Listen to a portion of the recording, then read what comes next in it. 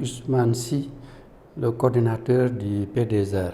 Cette réunion rentre dans le cadre de la mise en œuvre de la composante 3 du PDSR et qui est intitulée Innovation technologique.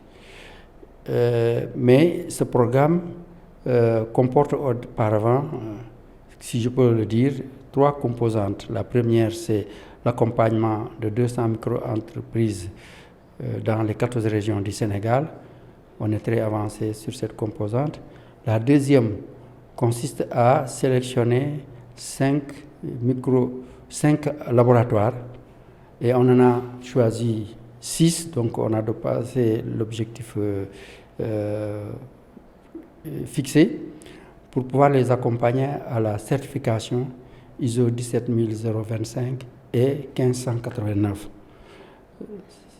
La troisième, c'est donc, comme je l'ai dit tantôt, c'est l'innovation technologique. Il s'agit donc de sélectionner des projets innovants qui passent par un processus de sélection à travers un comité qui s'est réuni aujourd'hui et qui a eu à entendre les chefs de ces projets qui l'ont expliqué dans les détails aux membres du comité de sélection, qui les ont posé des questions et ensuite les membres ont apprécié globalement la pertinence de ces projets. Maintenant, la prochaine étape consiste à l'élaboration pour chaque projet d'un plan d'action définissant les objectifs des actions retenues, les résultats attendus, l'impact, le coût et le délai de finalisation et de réalisation.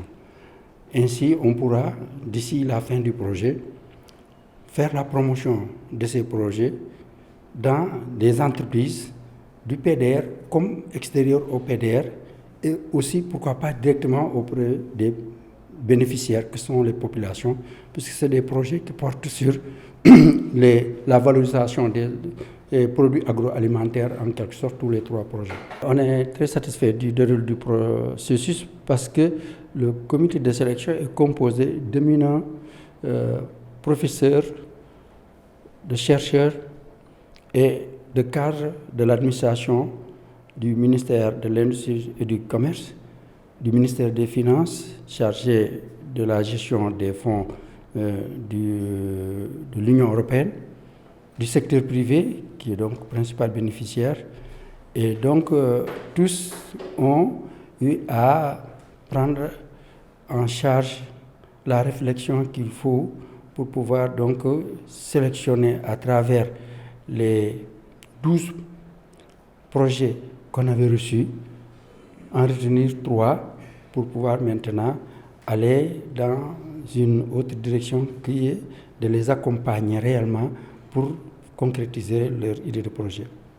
Nous ne cesserons jamais de remercier l'Union européenne qui a financé ce programme à hauteur de 2 millions d'euros suite à l'appel du gouvernement pour accompagner les entreprises qui n'ont pas été appuyées au moment de la pandémie parce que les critères qui étaient exigés n'ont pas pu être remplis par ces entreprises. Et donc c'est heureux que ce projet vienne s'adresser aux micro-petites entreprises des 14 régions du Sénégal. Donc il est inclusif et aussi il prend en charge différents secteurs, différentes activités, l'agroalimentaire, l'artisanat, la santé et les TIC et autres activités.